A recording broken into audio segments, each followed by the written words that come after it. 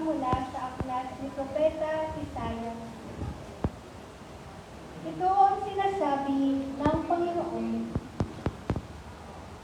"Nalalaman ko ang iniisip nila at mga ginagawa. Darating ako upang tipunin ang lahat ng mga bansa at mga taong iba't iba ang wika. Malalaman nila kung gaano ako kadakila. Malalaman din nila ako ang nagpaparusa sa kanila. Ngunit magtitira ako ng ilan upang padala sa iba't ibang bansa. Susubuin ko sila sa Tarsis, sa Pul at sa Libya, mga dakong sanay sa paggamit ng pana.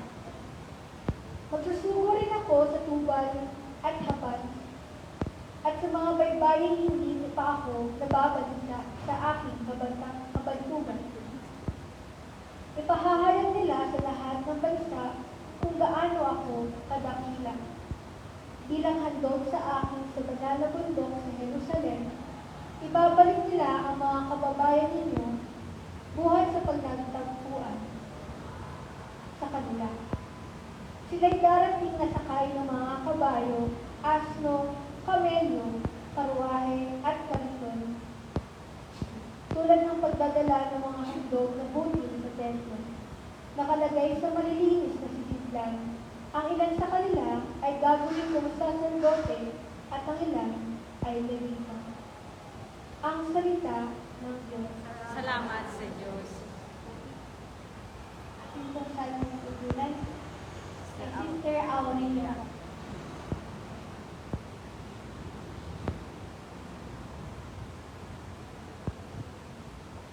Naman ni nanay. Bagong tutulan. Bakit lang yung dress niya? Tugon, umayot dalhin sa tanan, mabuting balitang aral. Umayot dalhin sa tanan, mabuting balita, Balitang aral. aral. Purihin ang puon, dapat na purihin ng lahat ng bansa. Siya ay purihin ng lahat ng tao sa balat ng lupa. Tugon, Umayot dalhin sa tanan, mabuting balitang aral. Pagkat ang pag-ibig na ukol sa ating dakila at wagas, at ang katapatan niya'y walang wakas. Tugon, humayot dalhin sa tanan, mabuting balitang aral. Umayot dalhin sa tanan, mabuting balita at aral. Dalawang pagbasa. Tapos na? Sister Linda.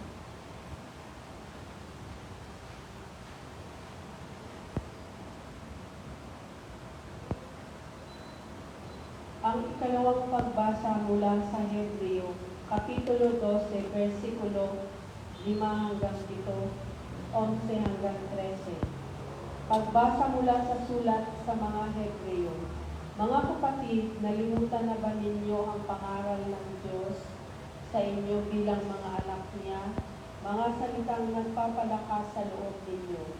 Anak, huwag kang magwawalang bahala kapag itinutuwid ka ng Panginoon, at huwag panghinaan ng loob kapag ikaw ay pinarurusahan niya, sapagkat pinarurusahan ng Panginoon ang mga iniibig niya, at pinapalo ang tinuturing niyang anak. Tiisin ninyo ang lahat bilang pagtutuwid ng isang ama, sapagkat ito'y nagpapakilalang kayo'y inaari ng Diyos na kanyang mga anak. Sinong anak ang hindi itinutuwid ng kanyang ama? Habang tayo'y itinutuwid, hindi tayo natutuwa, kundi nag-ihinagpis. Ngunit pagkaraang niyon, lalasap tayo ng kapayapaang bunga ng matuwid na pamumuhay. Kaya't palakasin ninyo ang inyong paypay na katawan at ipunin ang nalalabipang lakas. Lumakad kayo sa daang matuwid upang hindi tuluyang umapilay, kundi tumalin ang paang nalinsad. Ang salita ng Diyos. Salamat sa Diyos. Ikaw na sin. Tayo po tayo. Ilang paggalang sa mabuting balita. Awitin natin Awitin natin ang verse. Seeking Verse. Seek Seek first thy kingdom, O God,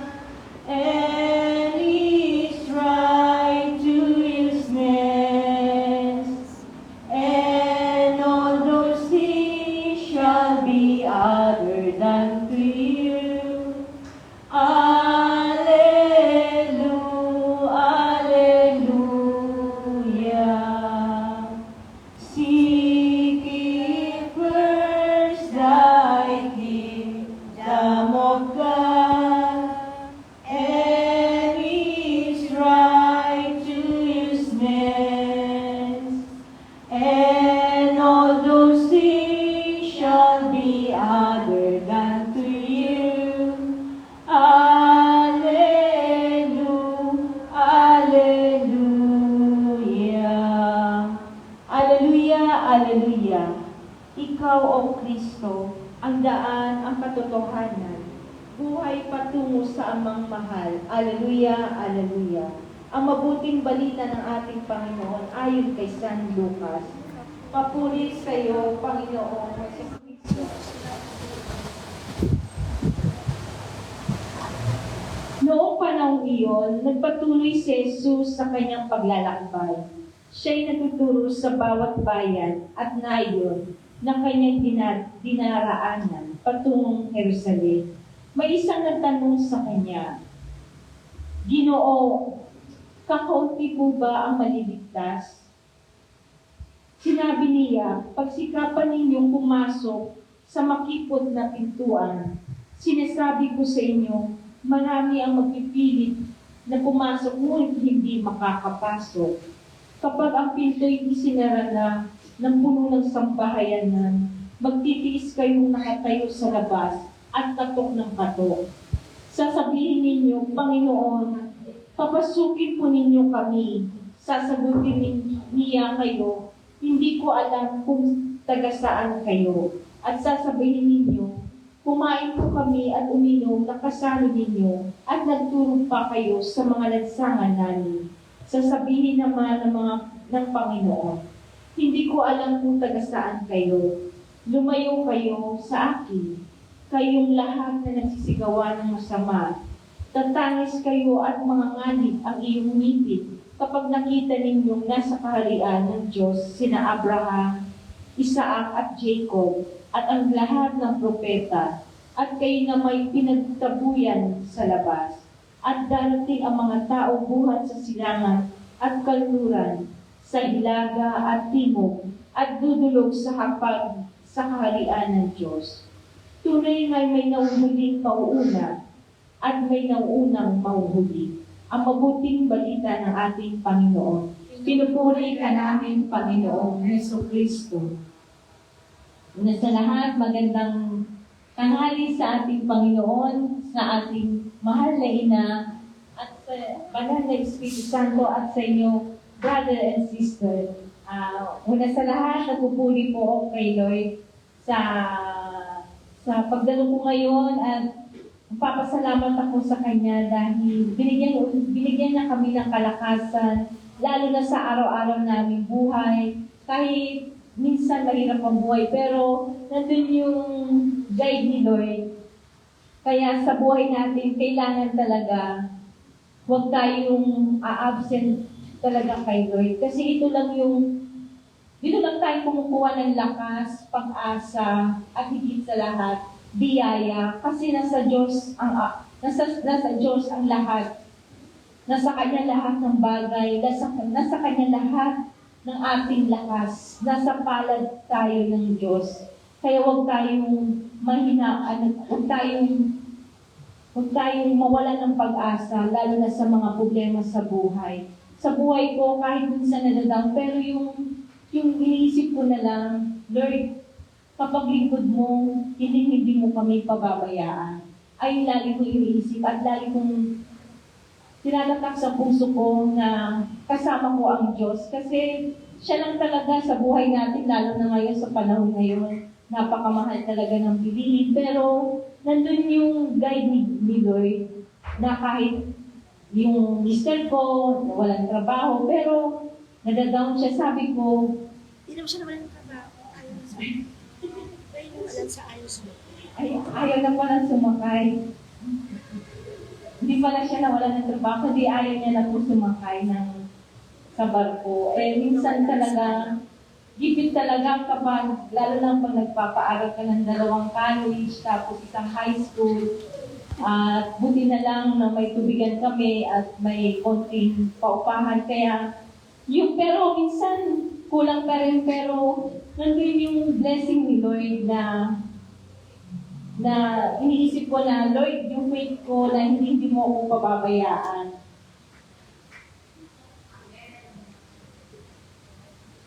Okay lang.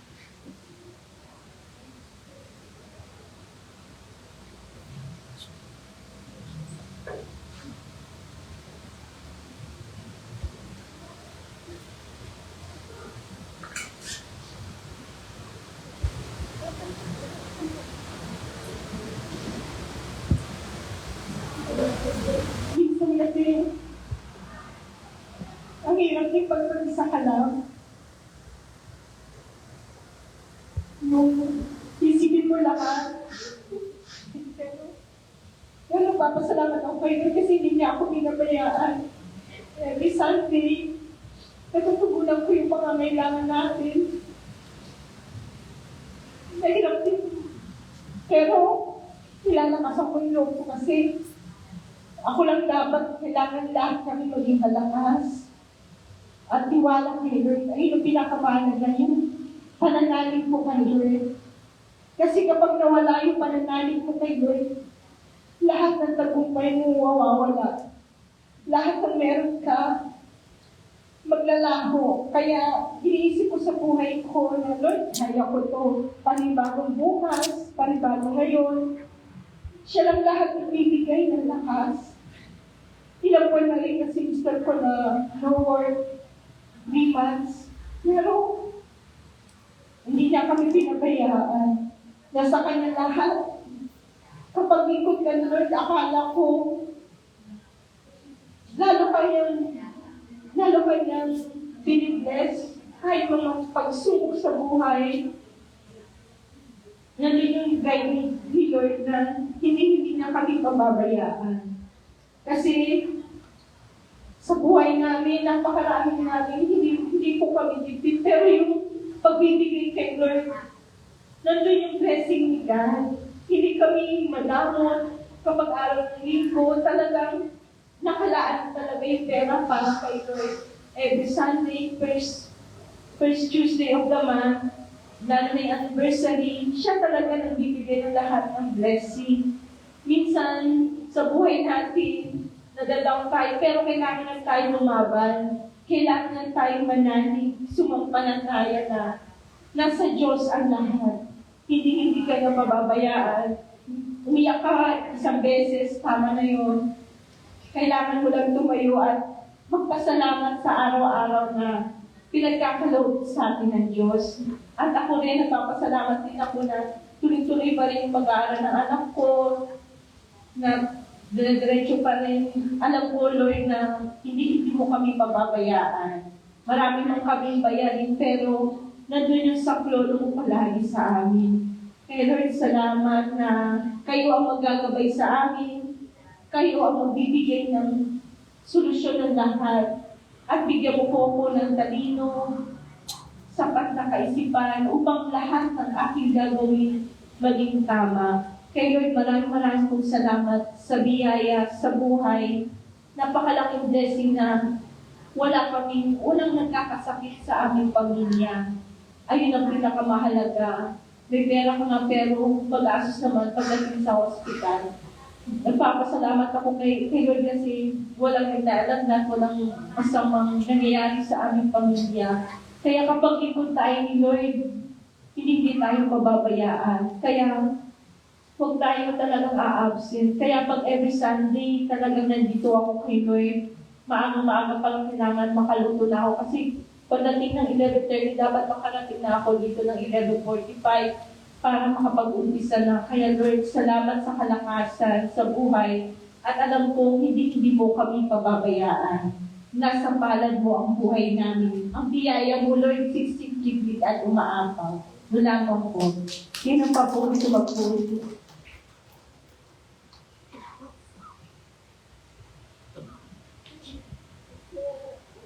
Sa Aurea. Tawagin sa pangalan. Ay naku, Sister Aurea po. Magandang tanghali po sa atin lahat. Napupuri nagpapasalamat ako sa mahal Eden, sa kalakasan na binibigay sa akin sa araw-araw. Sa pag-aasikaso ko sa pamilya ko, sa mga dalawa kong ako na inaatid ko tuwing may eskwela. Umaga pa lang ay binibigyan niya na ako ng kalakasan. At alam ko po, wala kaming buhay na magawa. Pero napakadaan ng buhay namin ngayon. Na nilalaan ko yung araw ng linggo talaga. Nilalaan ko na yung sarili ko dito. Sabado pa lang, talagang inaano ko na aalis ako. Kaya yung mga kasama ko sa bahay, hindi nila ako pinipigilan ka. Sana pupunta, alam na nila. Alam na namin kung saan ka. Kaya nagpapasalamat ako. Dahil napakagaan talaga ng buhay namin ngayon. Kahit wala kaming hanap buhay mag-asawa. Ramdam ko, magmula nung nandito. Amen. Ay, nakakaya. Ginagaan, Lord. Sino pa? Sino pa po gusto magpuli sa ating Panginoon? Ay, Sister.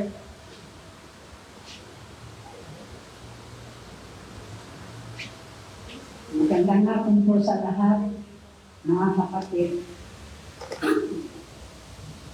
Ang akin naman ay talagang naniniwala ako na kahit ano ang dumarating sa akin na pagsubok, ay talagang binibigyan tayo ng lakas at hindi basta hindi natin siya malilimutan. Ganon din, noong una-una, akala ko ang pagsisimba, sapat na yun, hindi pala. Nagkaroon ako ng lakas ng loob. Magmula nung naisilang na ako, na Katoliko ako talaga. Hanggang ngayon, Katoliko pa rin. Kasi lahat naman tayo, puro Katoliko. Amen. Walang may iba. Dahil lahat tayo, Panginoon na ang ating tinatawag. Saan man tayo patungo, ano man ang sakit na dumarating sa ating katawan. At ano man ang sakit na kanyang ibinibigay, tayo'y pinitimbang, binibigyan ng lakas araw-araw at gabi-gabi. Maraming salamat. Sino pa po gusto magpuli sa ating Panginoon? Pala, Sister Maria Timbondo.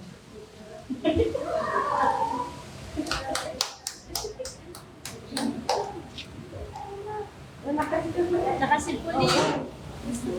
Sige, si Sister muna. Tapos ikaw muna. Tapos Sister Dangba. Sister Dangko.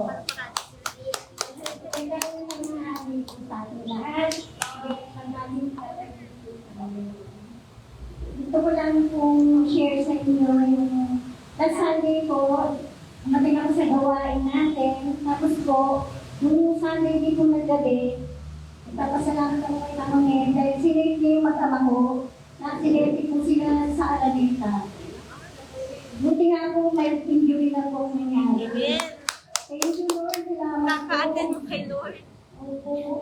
Dami na accident. Nagpapasalamat po talaga ako niya. At ayun po kasama ko yung kailangan sa tayo ng Sunday. Thank you po. At wala naman kung gaano nangyari. Nag-enjoy lang po ang nangyari. Sabi niyo sa papa po niya. Amen. Salamat po, Praise Mama God. Mary. I love you po. Kakasakripisyo mo. Thank you po. Amen. Yung pagtitis natin sa pagdalo kay Lord, ang laki ng biyaya. Kasi marami na nangyayari mga aksidente, pero matindi nangyayari. Pero kapag nandito ka lagi kay Lord, nandun ka hanggang yung saklolo ng Diyos, ililigtas ka na sa aksidente, sa kapamakan, o ano man, mahit lang siya. Kasi makapangyarihan si Lord. Napaka-powerful po niya. Kaya huwag niyo ipagpapalit si Lord sa meeting, sa party, sa binyag, o sa tinda. Kasi malaki magagawa ng Diyos pag tayo ay nagsasakripisyo sa pagdalo sa piling ng Diyos. Amen? Konting sakripisyo, napakalaking biyaya. Totoo po kasi sa amin, naranasan din po namin yan. Kaya nga, kahit anong mangyari, tuloy pa rin ang araw para kay Lord, ang linggo. Hindi niyo ba nakikita kahit may ulan, bagyo, o kahit walang pera, o ano, tuloy-tuloy ang buhay. Kasi makaka-withdraw ka kay Lord eh. Makakain ka ng kaligtasan, buhay, kagalingan. Kasi nag-iipon ka dito ng kaligtasan. Kasi piging ito ni Lord, hindi ito piging ni sister o ni sino man. Ang Diyos ang ating pinupuntahan. Kaya magpakatatag tayo sa ating pagsunod, paglilingkod sa Diyos. Amen? Palakpakan natin si Lord. Sino pa po magpupuri kay Lord? Isa na lang po. Sister, ang pangalan? Sister Carol Obrero. Palakpakan natin si Lord. Lord, purihin ng Diyos, Mama Mary. I-share ko lang yung nangyari sa amin ng anak ko kasi ganito po yun. Pag ikaw talaga naglilingkod kay Lord, talagang yung nagtiwala ka lang sa Kanya, talagang nandoon yung biyaya. Kasi ganito, nung nandyan si Mama Mary sa amin, talagang lagi ako nagdadasal na ingatan yung mga anak ko. So, yung isang anak kong lalaki, matinding sakit ng tiyan niya nung isang gabi. Pero, sabi ko nga, dadalhin ko ba to sa General Hospital? Pero, Lord, alam ko naman ginamit mo lang yung mga doktor, pero ikaw ang pinaka-the best healer para sa akin. So, ang ginawa ko po talaga sa kanya, nakasakay na kami sa motor, pagdating doon sa stoplight, parang nandun talaga ang ni Lord, ibalik mo yan. Tapos naisip mo, pag pumasok ka sa hospital, ang lakas-lakas mo pa, pero, di ba? Kaya sabi, talagang inano ako ni Lord na ibalik mo sa bayan, asan yung langit, punasan mo, i-pray over mo, nagamit mo nga yung kamay sa ibang tao mag-pray over, sa anak mo pa kaya. Salamat sa Diyos at ayun, wala talaga parang nagdahilan lang. Kaya, minsan, ang din talaga si Lord, gagawa ng lang. Para yung anak mo, naisip niya na, ay, di na ako iinom. Kasi minsan, nagsakit na yung tiyan ko. Yun ang lagi ko sa kanya pinapaalala. Kaya Lord, salamat at never mo talaga ako binigo, binibless mo ako kahit sa maliit na halaga na pinasok kong trabaho, basta magkaroon lang talaga ako. Kaya salamat Lord sa kalakasan at kalusugan. Yun lang po. Amen. Totoo po yun. Basta sumunod ka lang. Pag may sakit, tingin ka ng tawag nilo, tapos mag-pray over ka. Ang galing-galing ni Lord. Bigla, ihipuin niya yung tao may sakit, pagagalingin niya. At kung hindi man pagdating sa ospital, magana yung sakit. Yun ang power ng Diyos. Lahat po tayo ginagamit ng Diyos bilang kamay, bibig, paa ng Diyos upang marami ang makalaya, marami ang gumaling, marami ang maligtas. Amen? Palakpakan natin si Lord. At ngayon po, tayo po magsiandana. Tatayo na po tayo.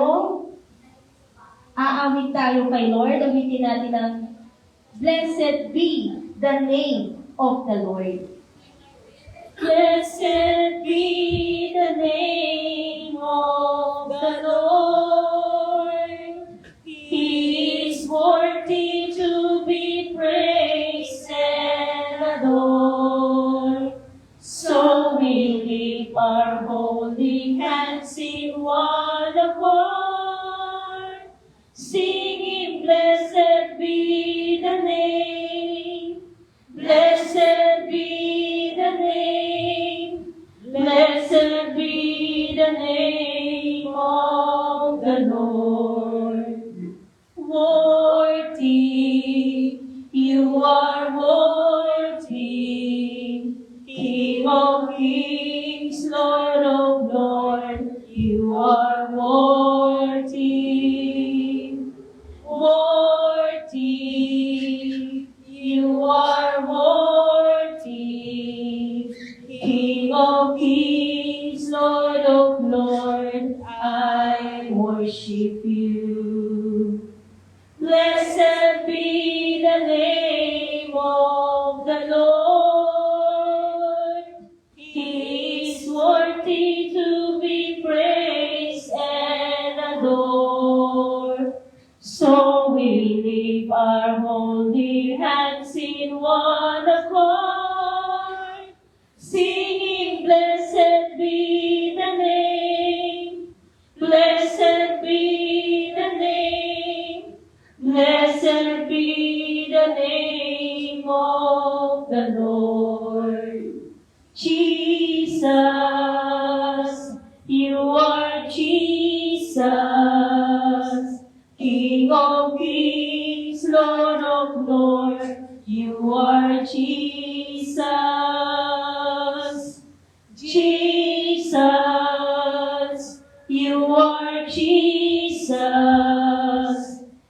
King of kings, Lord of lords, I worship you. Blessed be the name of the Lord. He is worthy to be praised and adored. So we lift our holding hands in one accord, singing, blessed be the name, blessed be the name, blessed be the name of the Lord. Amen. Awitin natin, Christ is the answer.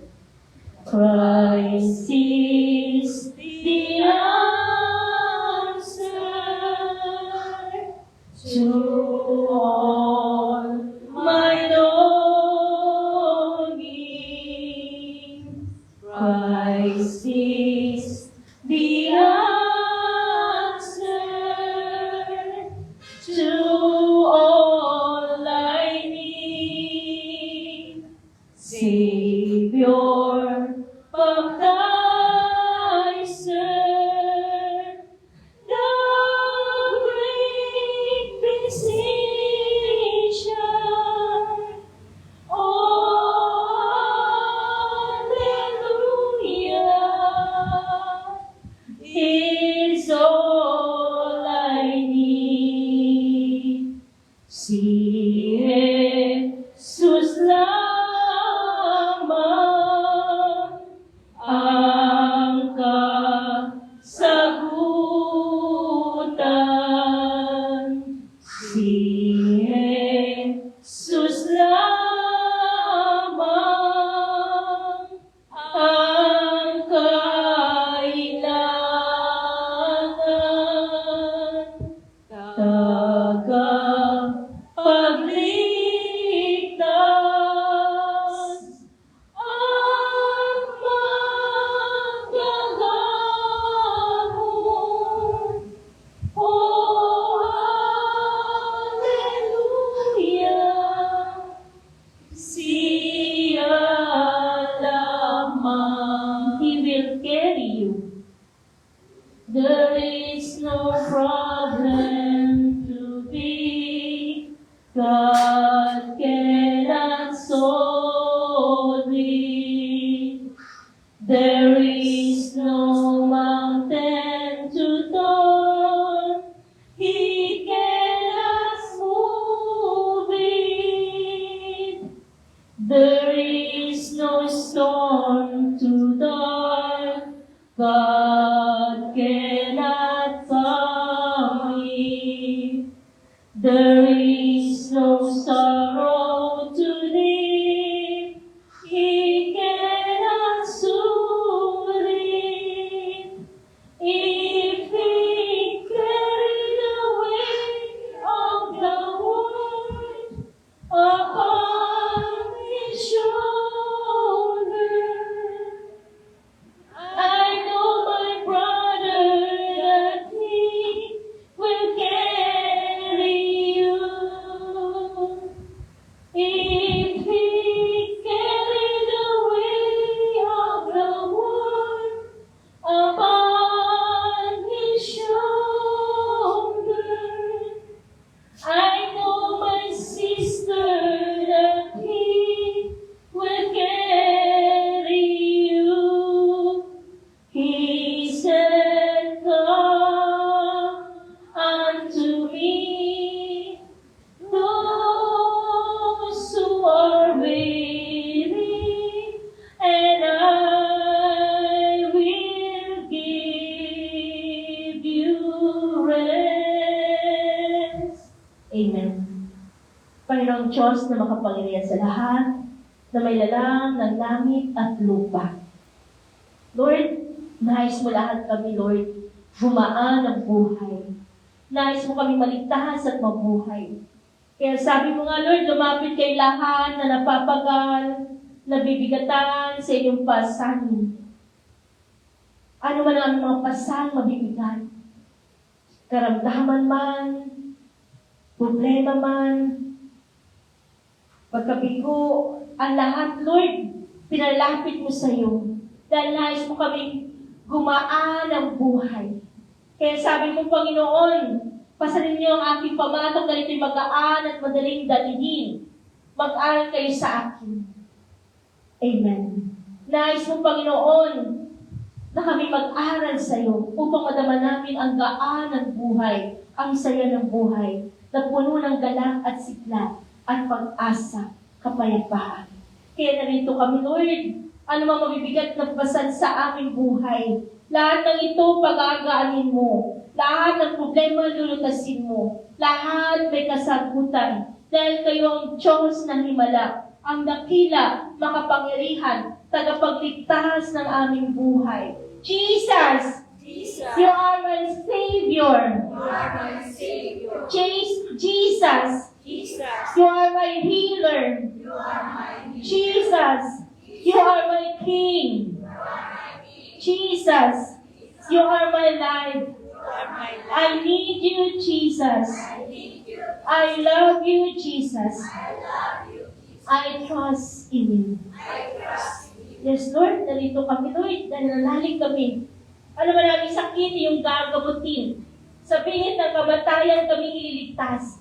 Ipagkakaloob ang kalakasan tulad ng sa agila at sa kabataan. Kaya Lord, ano ang mga sakit ng bawat isa naman yan, Lord, sa isang salita mo lamang, ang lahat ay gagaling. Iingatan mo kami, Panginoon, ililigtas sa po ng aming mga mahal sa buhay. Jesus! You are my healer! Jesus!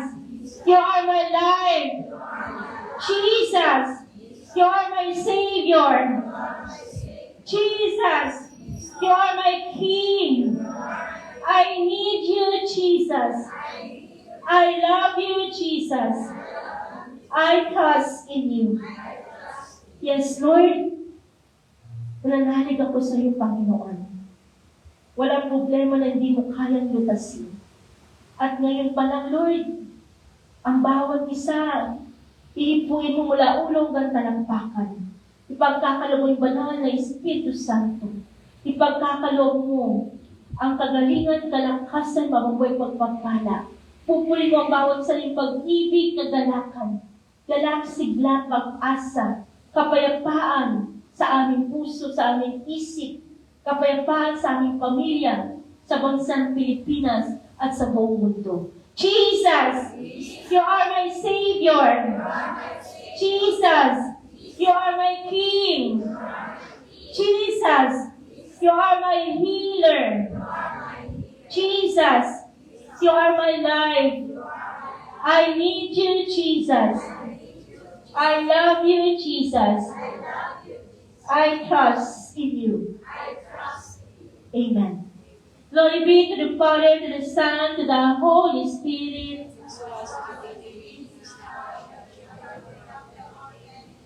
To the Father, the Son, the Holy Spirit. Amen. Palakpakan natin ng Diyos. Magsimpo na po tayo lahat. Magkakaroon tayo ng part 2.